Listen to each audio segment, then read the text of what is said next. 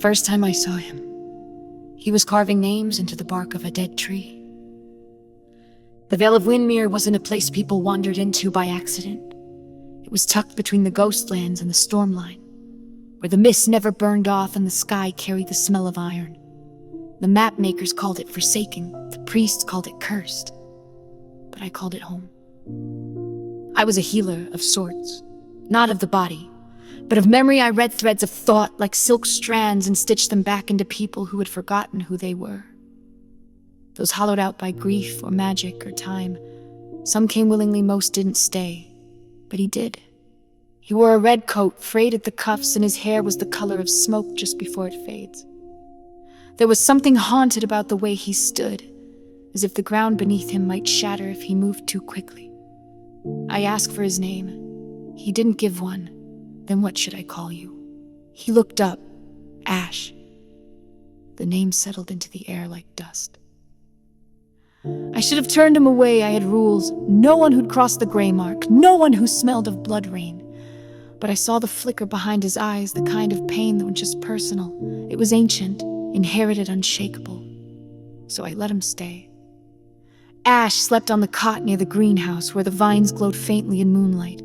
He never dreamed I could tell. He just lay still like he was waiting to be erased. During the day, I watched him from the window. He never wandered far, always back to the dead tree, carving names I couldn't hear. When I finally dared ask, he said, "They're the ones I couldn't save." I didn't ask more, because I knew that kind of list I carried one too, written on the inside of my ribs where no one could read it but me. The first time we touched, it was by accident. I brushed his wrist while handing him tea.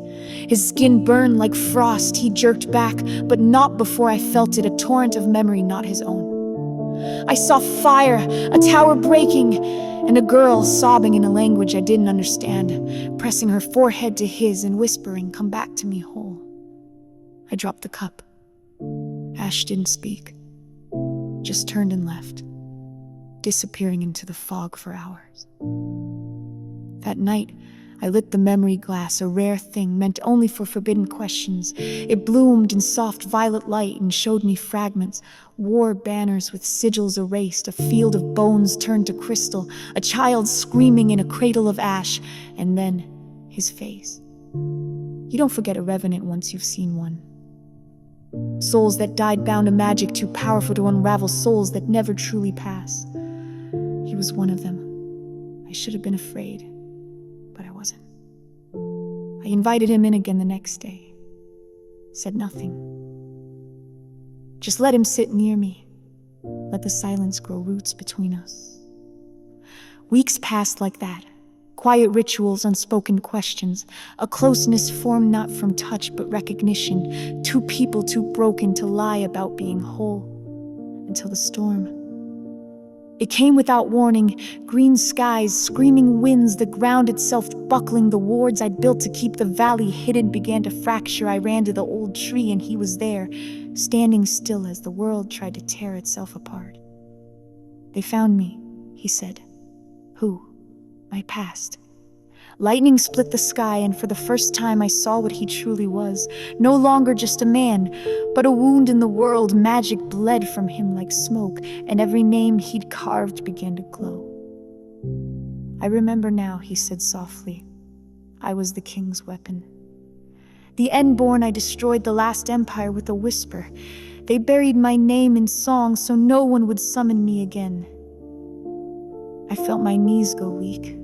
"I chose this," he said, "to forget, to be human, to rest. But why here?" He looked at me like it hurt because you were here. My breath caught. "I've loved you before," he said, "before the war, before the forgetting, before I was Ash. I don't remember." I whispered. "I didn't want you to."